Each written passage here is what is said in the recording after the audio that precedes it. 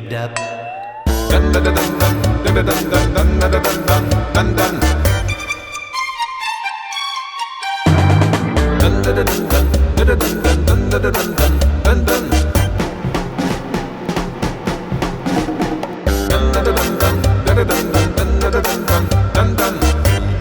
Doobie doobie da, doobie doobie dub dub. Doobie doobie da, doobie doobie dub dub.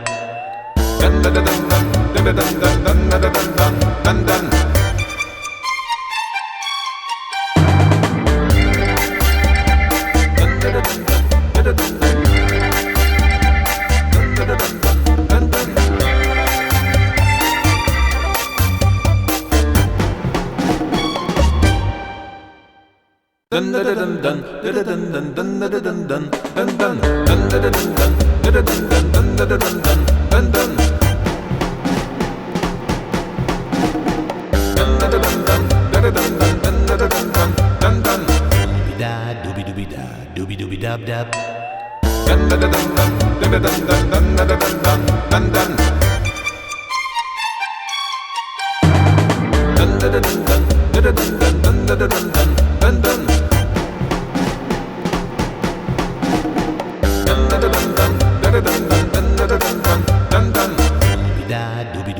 doobie doobie dub dub.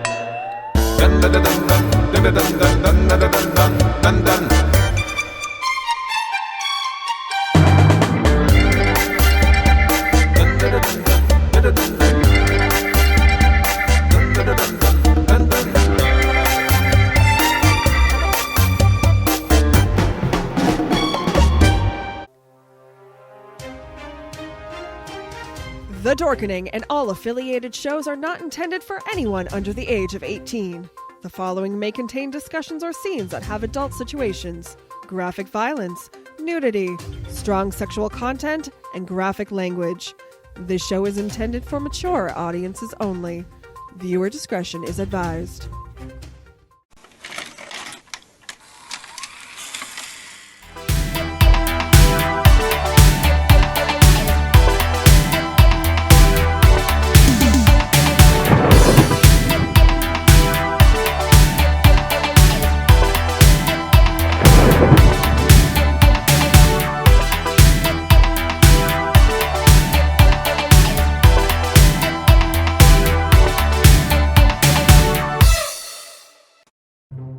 Everyone thinks because you're a zombie, you don't know good coffee.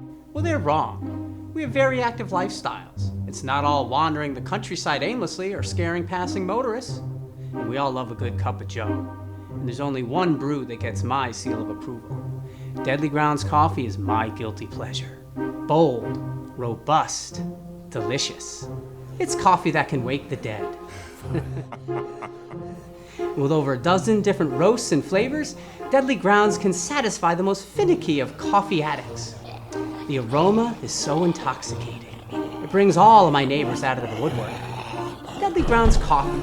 Coffee to die for and zombie approved. It's good to get a little deadly.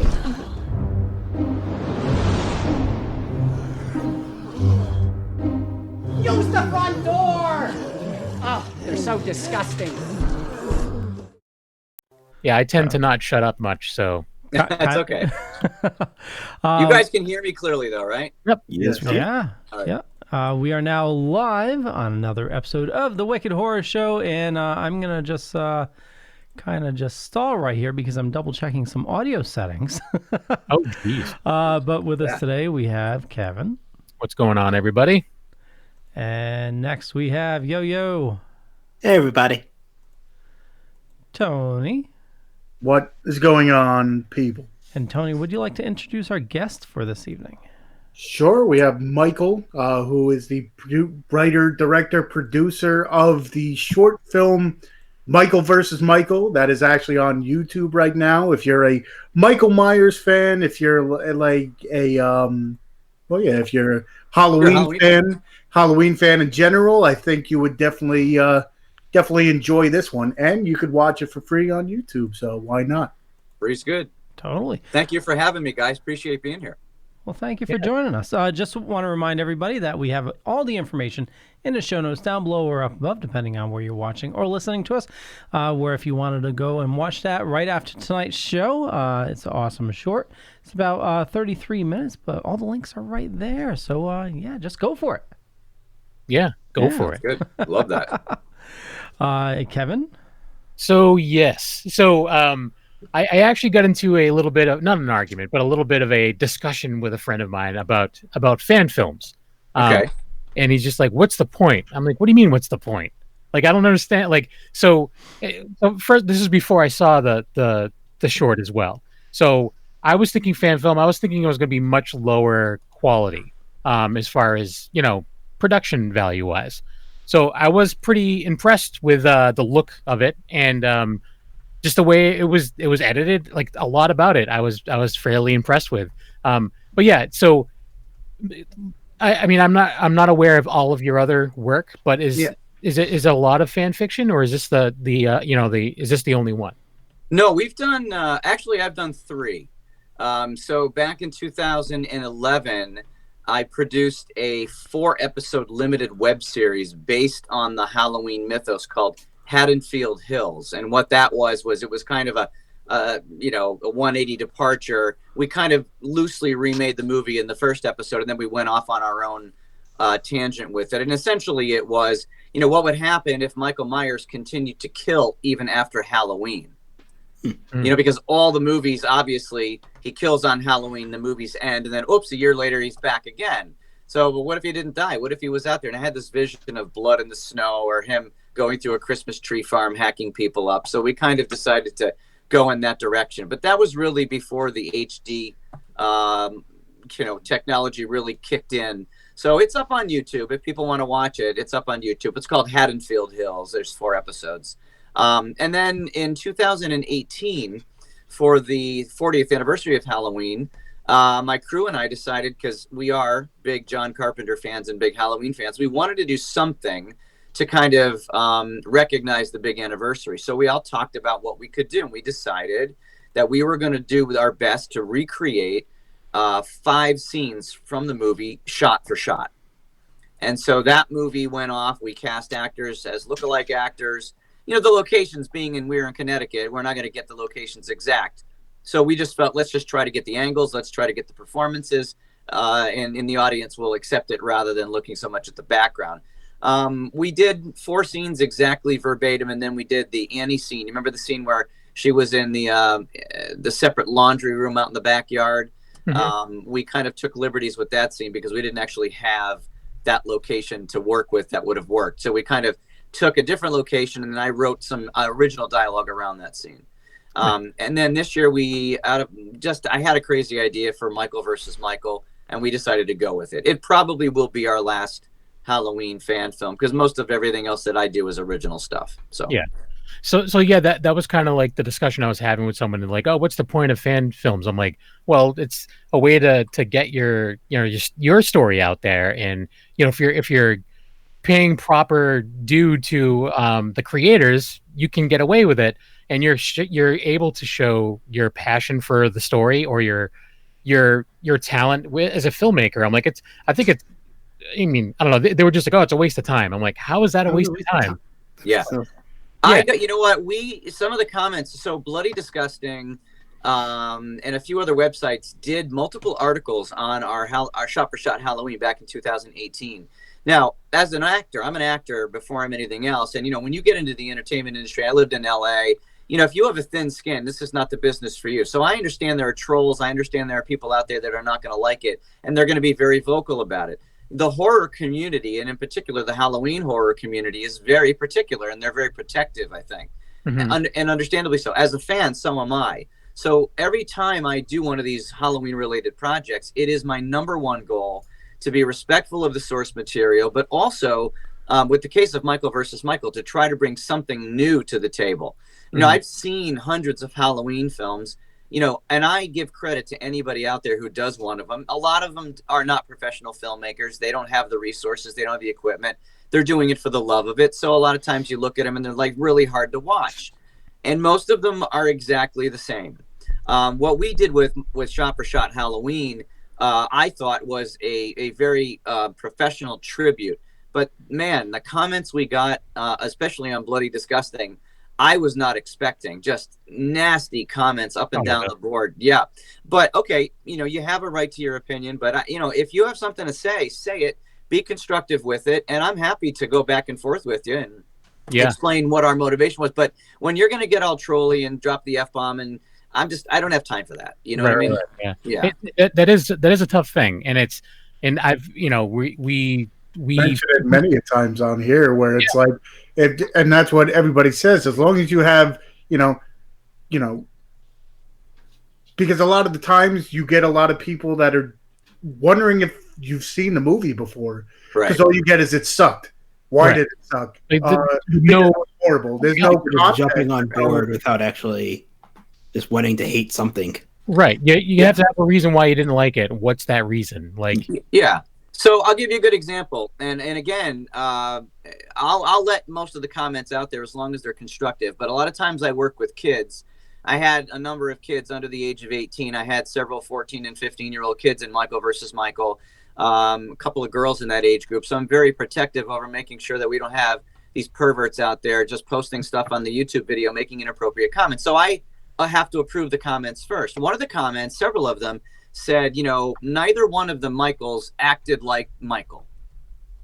And they wanted it. And I said, well, there have been 9 different actors who have portrayed the character in all of these films. And I honestly, having seen all these movies, with the exception of maybe trying to walk like him, I really don't know that any of them have been exactly the same as the other, because they're different actors. And, you all, no matter try to do a straight up impression, you have your own interpretation to some degree. Mm-hmm. So I thought that was kind of a moot question. But the other thing was, my asking myself, did you watch the movie? Because if you knew anything about the plot, you would recognize that it wasn't supposed to be the original Michaels from the movie. We can get into that if you want to talk about the plot. But so I just basically respond, and with thank you for watching. We appreciate, the view, and we appreciate your feedback. And that's basically all I say. Yeah. And one of the things that I'm sorry, Leo, just real quick. One of the things that I wanted to definitely touch on is when I was having that discussion with the other person about fan films is so I don't know your work, right? But looking at the quality of the short, I want to see more of your work. So it's that's something out there too. Like what if I was a producer and I was looking for a director or a writer or something. Right. That's why these things are there, So it's getting your name out there. It's like a little business card too, Like it's not your everything, but it's showing off your talents and the actors' talents and everything. So I mean, I don't know. I think there's a place for it, definitely. Yeah, I mean, it's what we do. I mean, we're professional filmmakers, and every once in a while, we like to dip into something that kind of represents what made us want to be filmmakers in the first place. Mm-hmm. And with John Carpenter being such a big influence on most of us in our crew, we just decided to have some fun. Really, it's all about having fun. And if you're going to be so serious about it as a fan and not appreciate the efforts that are made, that's your choice to do that. We do it, as you say, it's exposure. It's we have enough original stuff. People can go to our website and see every project that I've written and directed in the last 10 years, to see that we've got mainly original stuff. So this is more of a fun thing to try to see how close we can come to really kind of hitting all the notes that everybody loves about the character of Michael Myers and the Halloween mythos. And with Michael versus Michael, I really thought outside the box. I wanted to do something that I had never seen any other fan film do before, and that's what we did. Nice. Yeah, you were trying to chime in. So we got a bunch of people in the comments here. So if you have questions, please post them, and I'll get to them as best as I can. Steven from Super Retro says the shot-for-shot remake of Michael Michael is talking about is simply amazing. Definitely worth checking out. And again, there's information in the show notes down below or up above. Also, Sergio has a question, which we'll get to that after we play the trailer. And again, this is a short you can check out tonight after tonight's show. Link is in the show notes, but here's a trailer for Halloween's Michael versus Michael. And when we get back, we'll ask Michael about his thoughts on Michael Myers. And where's the button? think he likes Well, I have an inkling that he's a fan. He is. Well, Sergio has a question about Michael Myers. So here we go. Michael Myers Rose. What's this thing supposed to be anyway? It's a teleportation device. So in theory, Carpenter's Michael in the left chamber will transport to the right chamber, switching places with the 2018 counterpart. Did you hear about that geomagnetic storm we're supposed to get tonight? Goggles on. I don't think you should work on this right now. What happened to the 2 Michael Myers action figures? Are you guys thinking what I'm thinking? Do you actually think your action figures have come to life?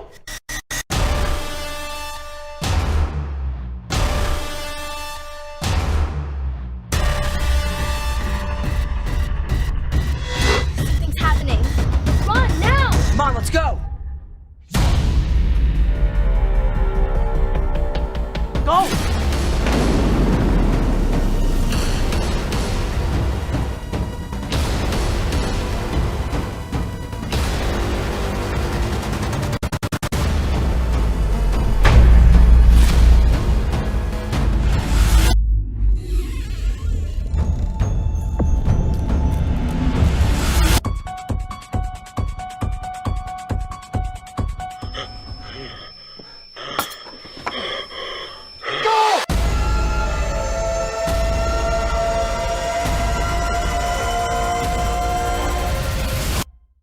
And we are back. Actually, I'll get to Sergio's question in a second. So as I was watching this, so I didn't read the description prior, and as I'm watching, I'm like, this really has a weird science vibe.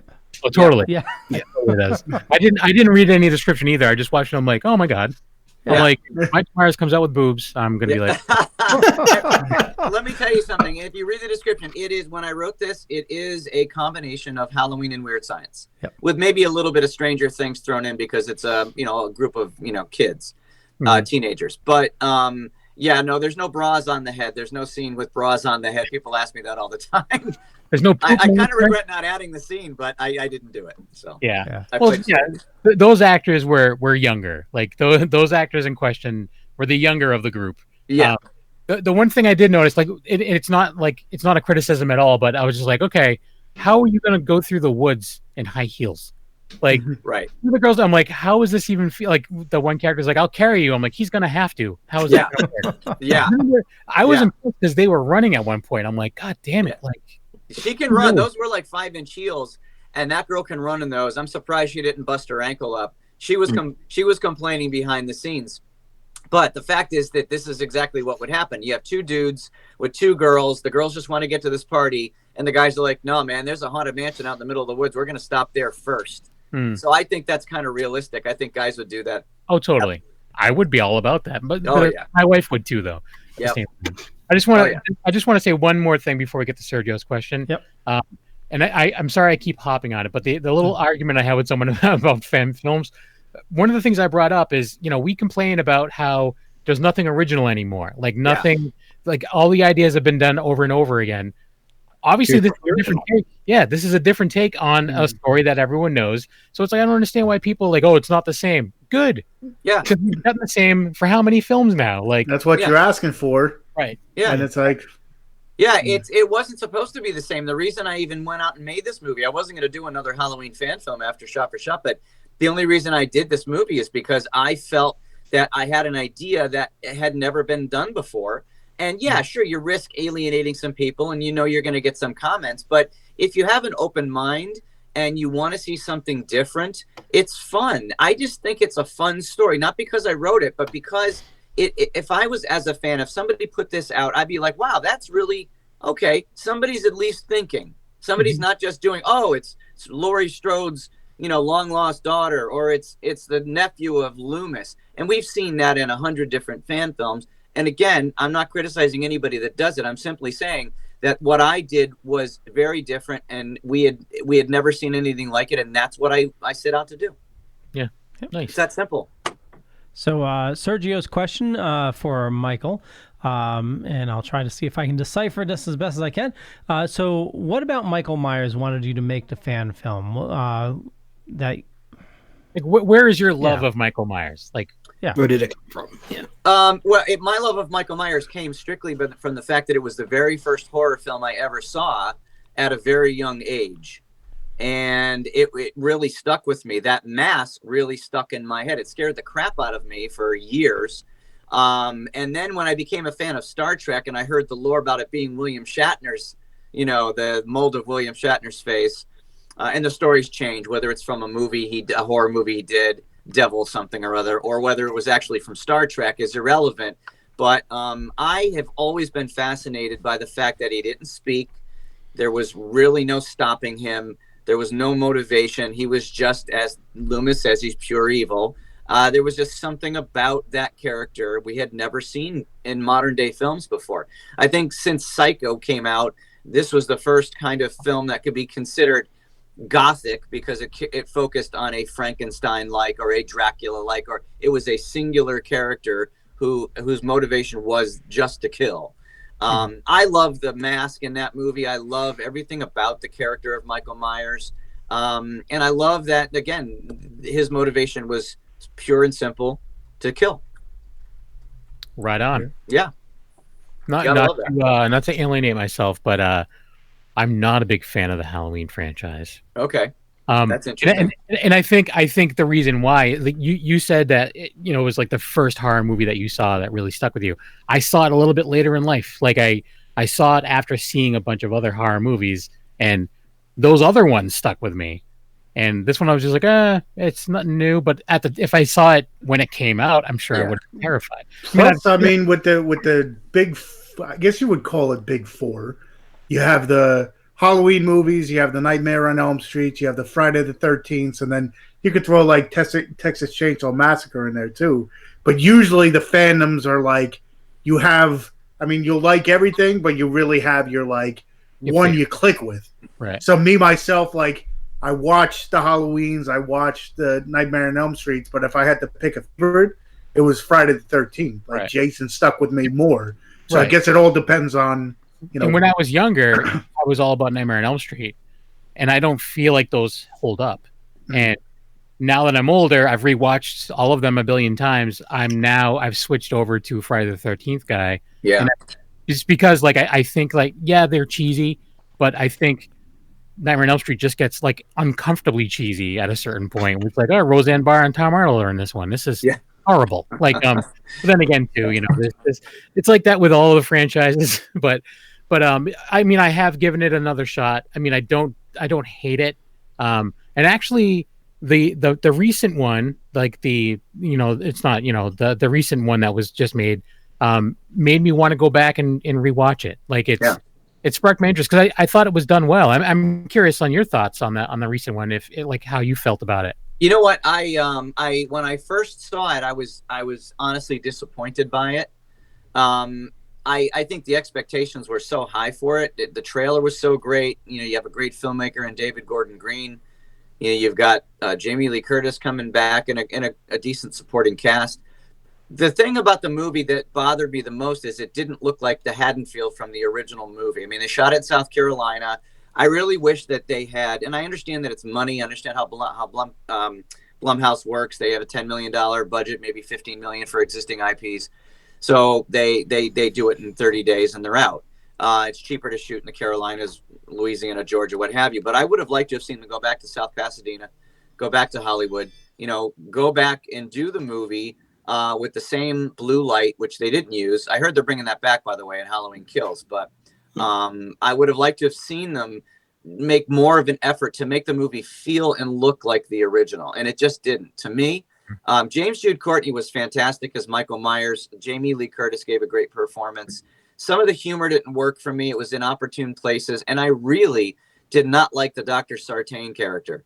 I actually put a joke in Michael versus Michael where one of the boys' characters says, he was creepier than Dr. Sartain was creepier than Michael Myers.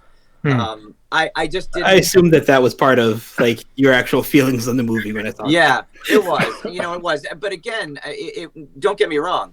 The movie was well done. And I think, but it seems to me, for everything I've read and seen about Halloween Kills, even the test screening reactions that have been coming out since last week, it sounds like it's geared more back towards the original. I heard they're using the blue lighting. I heard they're doing some things. Some of the original characters are coming back a lot. So I'm excited for Halloween Kills, I think, more than I was for the original 18 one. Yeah.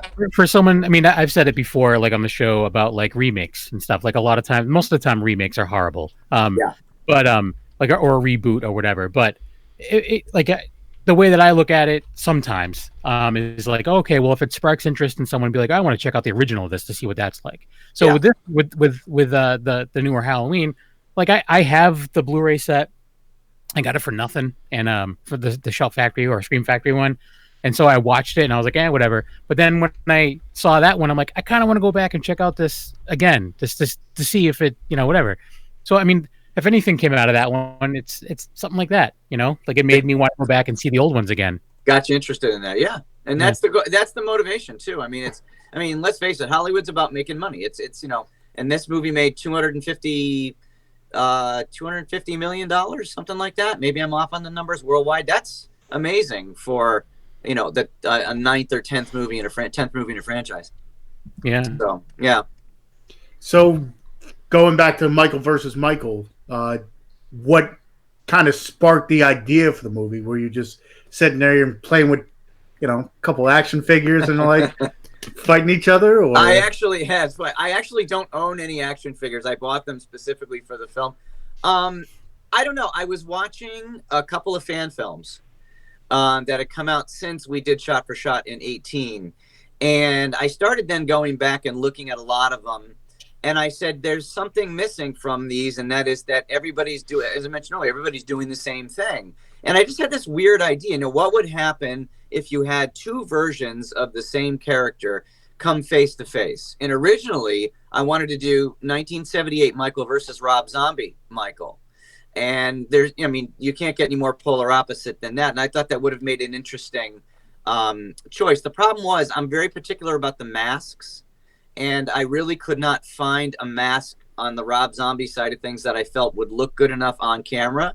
And I wasn't going to spend $400 to go out and get one made for me. Mm-hmm. So I just decided I had purchased the Trick or Treat version of the mask from the 2018 film, and I did a repaint on it myself. It was the first time I ever did that. And I thought it looked camera ready and it looked good. And so I decided to go with this. Let's do, 2018 versus 1978. And see if people like the idea. So I presented it to my crew, and they're like, yeah, this is really interesting. Let's do this. But I think the idea of mixing in the weird science aspect of things, having it with younger protagonists rather than the typical college age or older protagonists, even though the original film had high school age kids in it, those actors were a lot older than that. I'm actually getting actors that are right in that age group. So there, I wanted to, the Stranger Things was big at the time and still is. So I wanted to try to grab that audience, and I wanted to then try to go back to the, the weird science audience and grab the people that had grown up like me in the 80s. And that was the, John Hughes movies are what I grew up on. Yeah. So yeah, that's really what I wanted to bring to play. Yeah. It had like a Goonies, not full out Goonies theme, feel to me, but it had that okay, let's go on an adventure kind of deal. I saw felt the Stranger Thing vibe as well. Yeah. But yeah, it was definitely an interesting, mix of a little bit of I'm more like, if I had to pick a, genre, I'm a horror comedy guy. Yeah. So having a little bit of sci-fi, I've mentioned, I'm not the biggest sci-fi fan, but when you can mix a little bit of everything, which I think this film did, I enjoy it fully. Yeah. It's amazing how much you get into 33 minutes as well. You could have easily extended it to make it a feature. Easily could have done that, but you keep it tight. It's a fun watch. It's a quick watch. Obviously, it's only 33 minutes, but it does you'd be surprised how many shorts I've seen where it's just oh my god, how long is this thing? Oh my god, it's only 20 minutes. I'm how is that? Yeah, I actually wrote a feature version of the film. So I started with the idea, and I wrote a 120 page script, something like that. And then when we decided to make it, I'm like, okay, we're never going to be able to fund the feature, and I'm not going to be able to in terms of shooting schedule and time availability and editing and all the rest of it, I had to be practical about what we could do. So I pared it down. And the feature film version is slightly different in that most of it takes place at a high school on the night of a high school dance. But you have two components of, one of the Michaels is terrorizing the school, and the other Michael is out in the neighborhood terrorizing kids. So you had the 2018 version at the school, and then the 1978 version kind of in his, comfortable environment out in the neighborhood. And then eventually they both convened at the school. I may still make that at some point. I do like the screenplay. Have all of you guys seen Michael versus Michael? Yes. Yes. Okay. Yeah. So honestly, and at this point, it's been out for 3 months, so I don't mind giving this part of it away. I actually, and somebody asked me this in the comments of the YouTube video. They asked me, was it intentional for you to have this kind of Freddy Krueger-like character in there, and how is that? And actually, this is the first time I'm saying this publicly. I actually consider this movie a Nightmare on Elm Street fan film. I don't consider it a Halloween fan film, if that makes any sense to you. Well, yeah. I mean, towards the end, the literally the last scene, like, you can be like, okay, is this all a dream? Like, right. Yeah. Well, so our version of Freddy Krueger owns this comic book shop called Fred's Creepy Comics. So the scenes in that comic book store, and bookend the movie. So this teenage girl goes to the store. You can tell she's been there before. She's not a very friendly girl. She wants what she wants. She goes to the counter and complains to Fred, why do we have the same old stuff? Spots this comic sitting in the back, Michael versus Michael. He says, okay, he hands it to her, but you have to have it back by a certain time. He knows she's not going to get it back by a certain time. He knows what her reaction is going to be. He wanted her to have that book the whole time. The idea is that Freddy is basically running this shop, handing out these various comic books to people and killing them as a result of handing out the book. You could do 20 movies based on any number of horror comic books that you want with the character of Freddy. It's just a different version of Freddy. And so the movie itself takes place, she goes home, she opens the comic, and then the camera literally goes into the comic book, and the bulk of the movie is what she's reading in the comic, right? So it's not really real in the reality in the film. It's just what she was reading in the comic book. The real part of it is the comic book store. And so at the end, if you stayed through the closing credits, there was a bonus scene with a girl sitting on the park bench next to Freddy, who's reading another comic book. She asks him about it. He hands it to her. She holds it up to her face. It says, Freddy's Dream World, welcome to my world. And that would essentially be the sequel, But it could be anything. The idea would be that Freddy Krueger is alive in this reality, and he's using this comic book store to, kind of propagate these sick horror on people. Nice. I didn't think of it that way, but now, I literally just watched it before here, so now I'm like, obviously I knew what was going on, but I was like, I didn't really realize that it was that. Yeah. So I was going to bring up that. I didn't want to bring up too much because I didn't want to ruin it for people. Yeah. Listen, we have 27,000 views at this point, which is, I think, pretty respectable for YouTube, considering that, you really have to have a cat in your videos to get more than 2 million hits. So I'm happy with the attention span of less than 3 minutes of most people that watch YouTube. That with a 33-minute movie, we've gotten 27,000 views, and it's continuing to get up there. My goal was if I could hit 50,000, I would be happy with it, and we may yet get there at some point. Yeah. I just love making these movies, and I love putting them out there for people to watch, and I hope that people enjoy them and are at least in some way entertained by them. Oh, totally. So, really quick question: Did those figures actually cost $80 each? Yeah, actually, yes. I will say that the 1978 version cost me $125. What? Wow. Because you can't. They were releasing. They had action figures that were coming out based on Halloween 2, the original Halloween 2 from '81. That looked a lot like the original one, but they weren't coming out until after our production schedule, so I wouldn't have been able to get that. So I went on eBay and we had to find one, and I found it was in amazing shape. But we spent $125 on it. I spent probably less on the one that I got from NECA, I think it was, for the 2018. I think we spent maybe $60 on that. I was going to ask you if it was a NECA one. So do you know what company made the original one? Say again? Do you know what company made the one from the first movie? I don't know. I don't remember. I have it somewhere. Because in the paperwork I got with it, it didn't even have a case, but it just came free. But they sent me some paperwork with it, but I don't recall offhand who did it. Huh.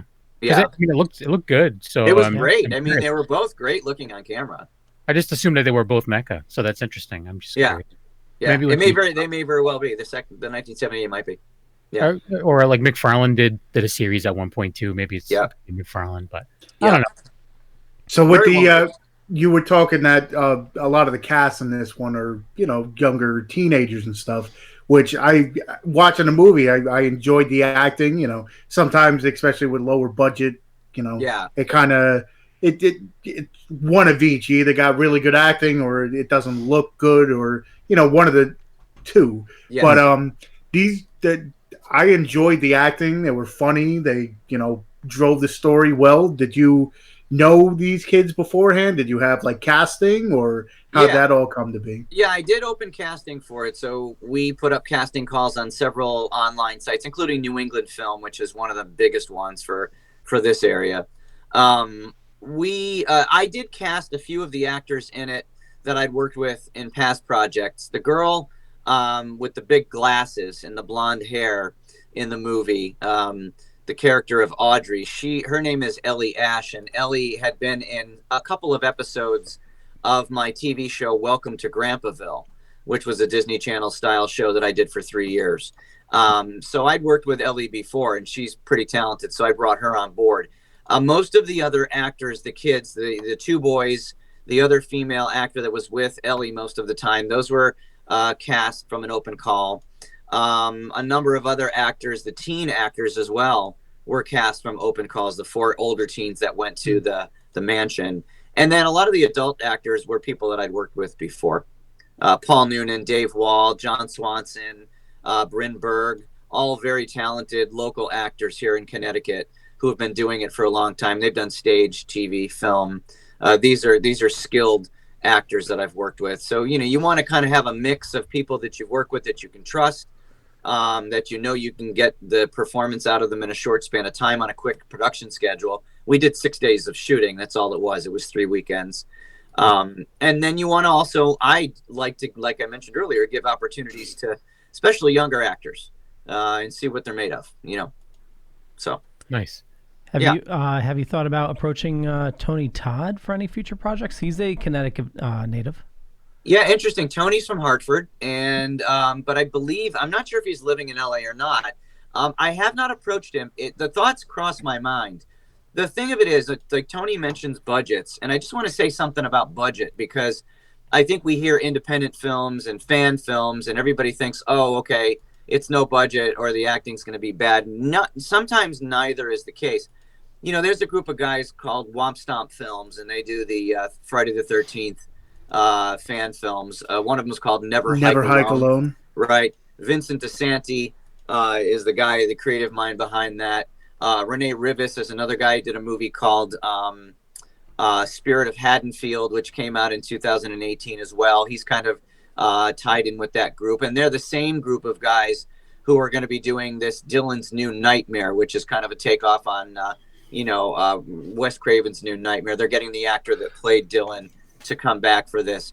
So there is some value in getting marquee names if you can, but that's kind of where the budget comes in. I think you need to have some money to offer them, because these actors are SAG actors, and there's certain costs that go along with SAG actors when you're making an independent film.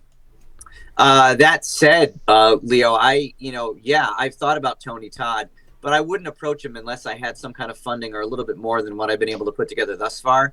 I'll tell you that Michael versus Michael cost me $900. Wow. We raised about $1,500 on Indiegogo. Most of the money, then they take their cut, and then most of the money went into insurance and props and food.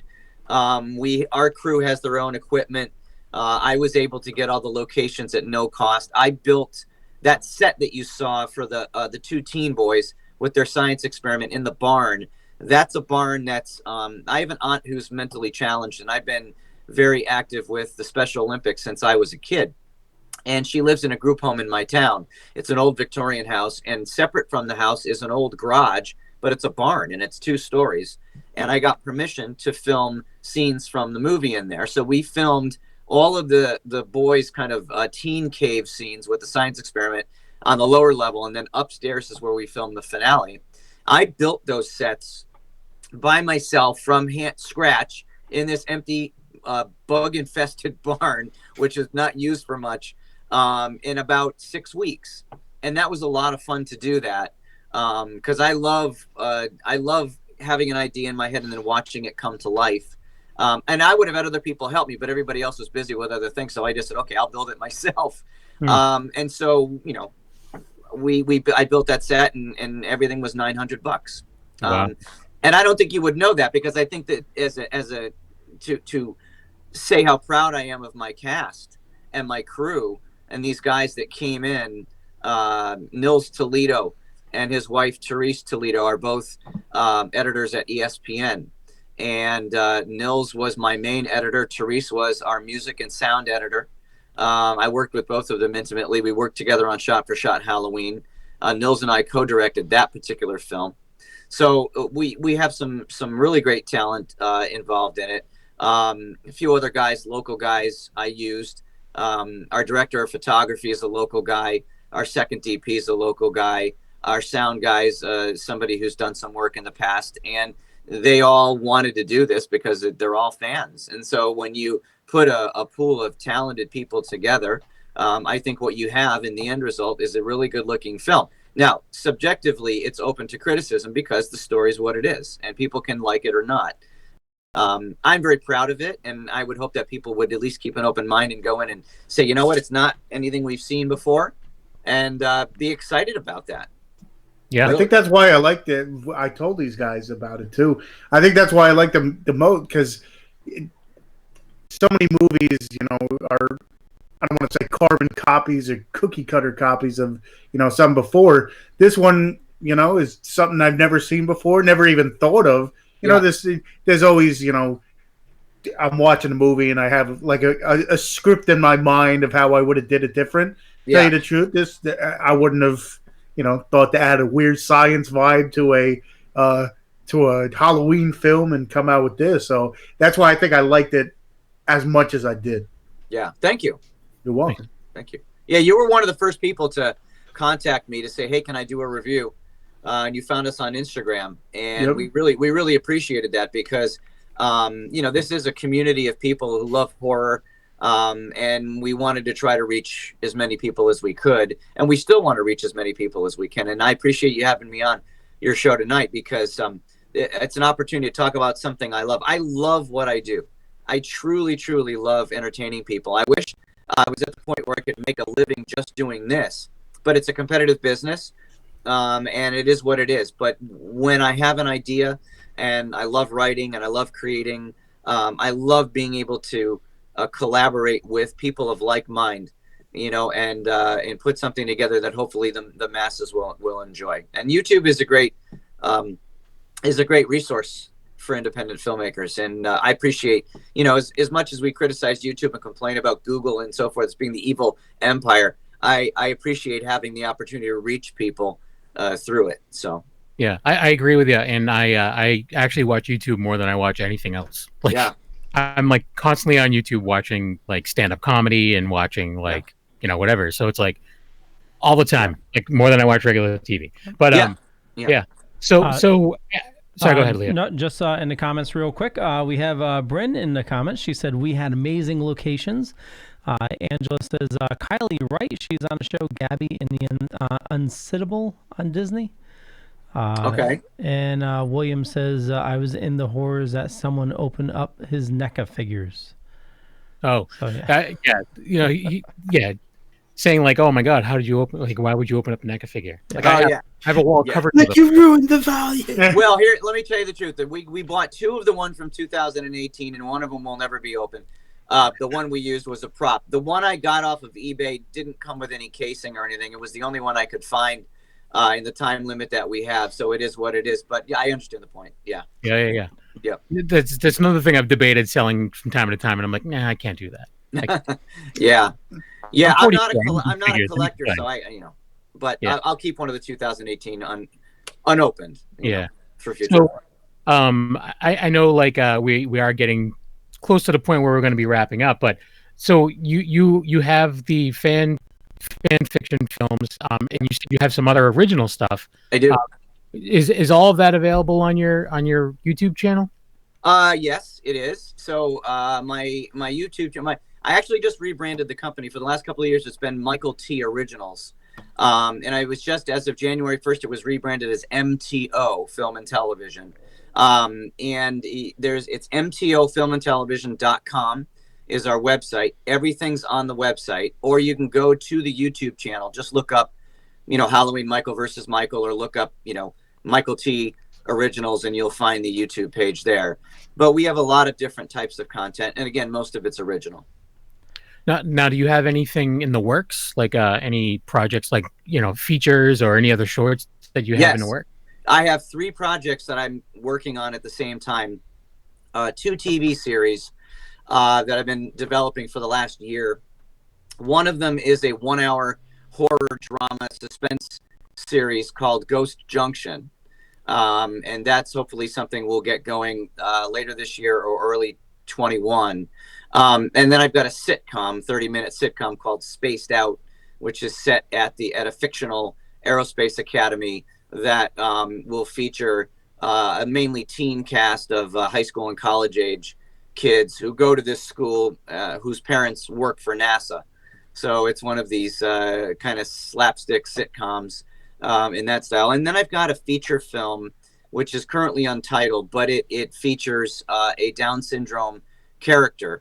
The basic plot is there's a struggling actor, which I will play that part, who is struggling with his life and figuring out if he wants to keep in this. And he meets this Down syndrome actor in an acting class one day, and they strike up a friendship that profoundly changes both of their lives. So it's a drama with some comedy thrown in, but it's a very personal project for me because, as I mentioned, I have an aunt who's mentally challenged, and I have worked with individuals with disabilities over the years. And I think they're a very viable community, and there's a lot of actors. In fact, one of the actors who was in Michael versus Michael, his name is Alex O'Dell. He appeared in the comics shop scenes. He's an individual with Down syndrome who is an actor who contacted us, and he was a real pleasure to have on set. He's very funny, and he does have some talent, and so it was a pleasure to be able to work with him and give him an opportunity to show what he could do as well. So that movie is going to be very personal for me. So those are the 3 projects that I'm currently working on. Awesome. Yeah, we'll definitely keep our ears open to and the good thing is you're fairly local, so if you're having screenings stuff like that, it'd be awesome to go check it out. Yeah, well, I'm hoping to be moving to Orlando, Florida, sometime in the next local. 6 months or so. Yeah, Atlanta's blowing up, but it's too much. It's too competitive. I want to go somewhere where the sun is shining, where the taxes are low, and where there's a decent independent film community. And the Orlando area has all 3. So. And scorpions. Don't forget they have scorpions. And scorpions and alligators. Yes, of course. But that's okay. I mean, that's good for a movie. It's terrifying. Sorry, Leo. Scorpions? Yeah. He's got nice B-roll.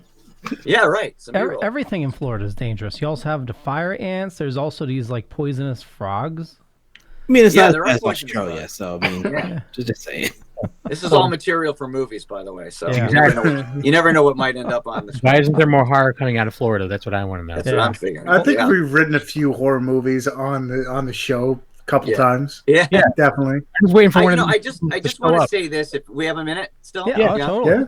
Yeah. I just want to say that the way I look at independent filmmaking is probably different from the vast majority of independent filmmakers out there who consider themselves to be professional or who espouse to be professional. And that is that I don't consider what we do as or what somebody else does as competition. In fact, I like to support other fan films. And I want to mention one of them that's going to be coming out soon. It doesn't have a release date yet, but it's a movie called Halloween Night. And it's by a filmmaker named J.P. DeStefano. They're based in the Houston, Texas area. And I reached out to him on Instagram. because I saw what he was doing, and I saw an opportunity to connect with somebody who shares my love of Halloween, who is an independent filmmaker trying to do his own thing. And I look at it as something like, you never know. We might be able to work together on something. We're struggling artists. We're all doing this for exposure. And I don't see any reason why we can't work with each other and support each other. Unfortunately, 99% of the people that do this don't share that philosophy, which is unfortunate, but I don't. I look at it differently, and I believe in being as positive as possible, offering opportunities to people, and making the best content that we can make. And I wish JP and Halloween Night as much success as they'll have when they do release. I'll support their movie. I'll promote their movie. And I hope to be able to someday maybe even team up with JP on something. And so I just wanted to mention that I think it's real important that people in this community support each other and not compete with one another, because we're all struggling. We're all no-name people at this point. There's no reason for egos. There's only reason for support and joining forces, because you could put yourself together with somebody and you could be the next big thing if you really think about it like that.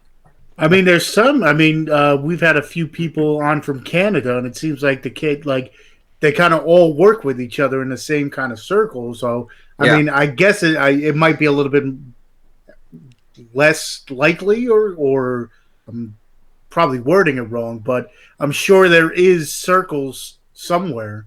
Just like independent film, you got to look for it. I'm sure if you look for it hard enough, I guess there's a circle of people working together. Have to down for a circle of people supporting each other. Yeah, and artists trying to put your art out in the world. You should all help each other. Yeah, and again, listen, I just want to say to anybody who's out there watching this and listening, we would love for you to go to YouTube and watch this movie, and we welcome your feedback. I always just say, just keep it clean and keep it constructive, and we're open-minded people. We know that criticism is part of the game, but again, when you have $900 to make a movie, and I don't want to harp on the budget, I think our movie looks far greater than $900. Yeah. Right. And again, if I'm going to do this as a filmmaker, the things I'm looking at is it going to look good?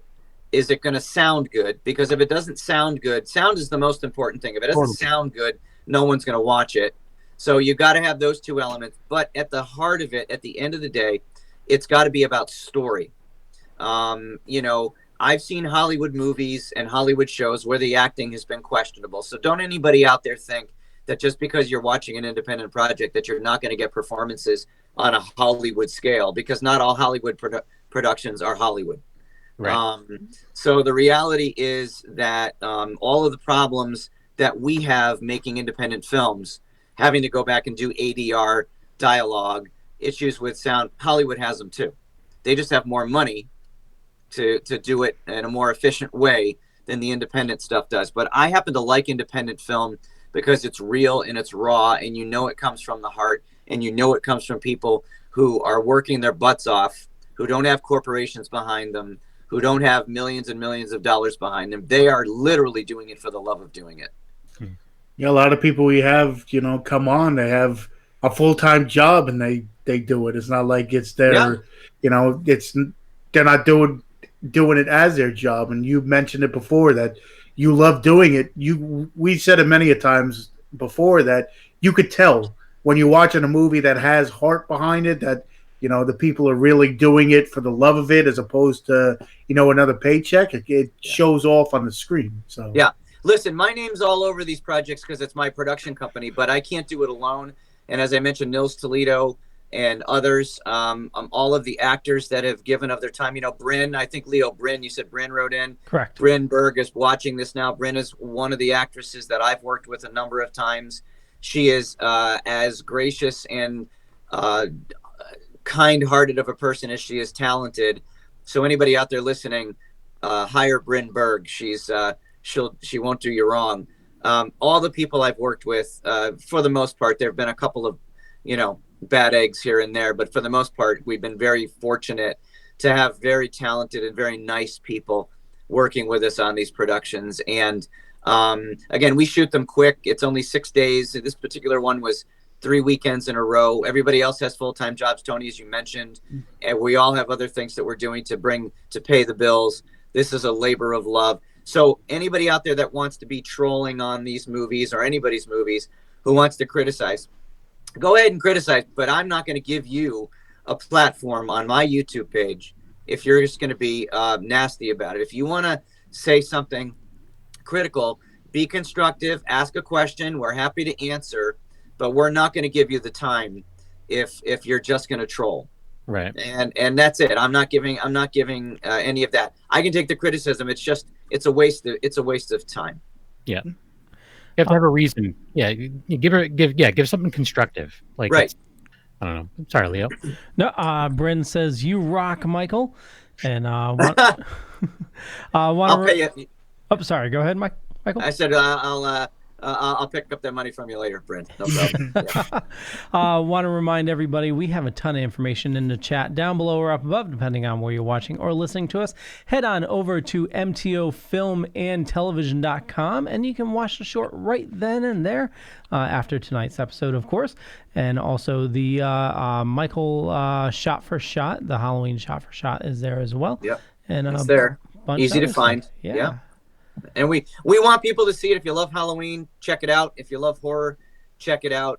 And again, we're even open to suggestions. I say to people, if you have any ideas for fan films that you'd like to see, throw them our way. I'm always open to it. You know what I mean? I'm not saying we'll do them, but I mean, there's been a couple of people who have made some interesting suggestions, and I loved we got a couple of really long comments, and I posted all of them because the fact that people took the time to think about our movie so deeply and so investedly in it, we really do appreciate it. It really means a lot to us that and again, I think I'm happy with 27,000 views. I'd be happier with 50, but I'm really excited that people have found the movie and that the comments have been overwhelmingly positive and that people are talking about it, and that means a lot to us. And we hope that all of us that have been working hard at it get a bump from it, and that maybe somebody out there with the ability to hire us sees it, likes what they see, and we never know where that goes, Yeah. Totally. So well, we are a little bit past the 10 o'clock hour, so we're going to wrap things up. Like I said, just check the show notes down below or up above for a bunch of information from Michael there. Yes. And Michael, where do you like people following you? I mean, we're on Instagram, MTO Film and Television. We have a Facebook page as well. I don't do Twitter. So you can go to Instagram and Facebook. You can also go to our YouTube page, or you can go to our website. Either way, the website just updates regularly. But in terms of the social media, Instagram, I think, is probably the biggest one, followed by Facebook. Awesome. Yep. Tony? Yeah. You can follow me on Tony Has Nine Fingers on YouTube, where I do movie reviews and unboxings and stuff. Tony Has Nine Fingers on Twitter. Tony's Movies on Instagram, where I show off the movies behind me. And, of course, here on The Dorkening every Tuesday night on The Wicked Horror Show. Awesome. Yo-Yo? You can find me at Boy Meets Phone on Twitter, Instagram, Facebook, YouTube, wherever you're doing your social media should probably be there. Also, Yo Saint Laurent on those same social media channels. And, of course, you can find me here. Kevin? A-Knuckle on Twitter and Instagram every Tuesday night on this lovely show. I'm also part of Secret Underground Hideout and Black and White Fright, which is also part of the Dorkening Podcast Network. And that's about that, Leo. Yeah. Angela had one other question. I'll ask it in just a second for the last question of the episode. But like Kevin mentioned, this has been a production of the Dorkening Podcast Network, and there's awesome people on this network. If you head on over to thedorkening.com, you'll see all the latest episodes, a bunch of the shows on the network, and a lot of really, really cool people, including everybody here. I urge you to definitely check him out. And also check out, there's a post by our friend Alex Hoy. He had some major issues this week. He's a local artist, awesome artist, but his Cintiq drawing pad died. So he is lifeblood right there. Oh, totally. He like Professional artist, and he's just like, I don't know what I'm gonna do. Yeah, he had to stop all his projects, even his paying commissions. So it's if you're doing a little better than others and have a little bit to support a local artist, check out his post. It's you're supporting a local artist, which is always a good thing. And Angela, tell him to share it. Tell him to share it with me. Okay, give him my information and share it with me. I'll put it up. Awesome. Yeah. Thank you. Yep. Angela, want to know, anybody suggest to you Boris Karloff, Black Sabbath to you?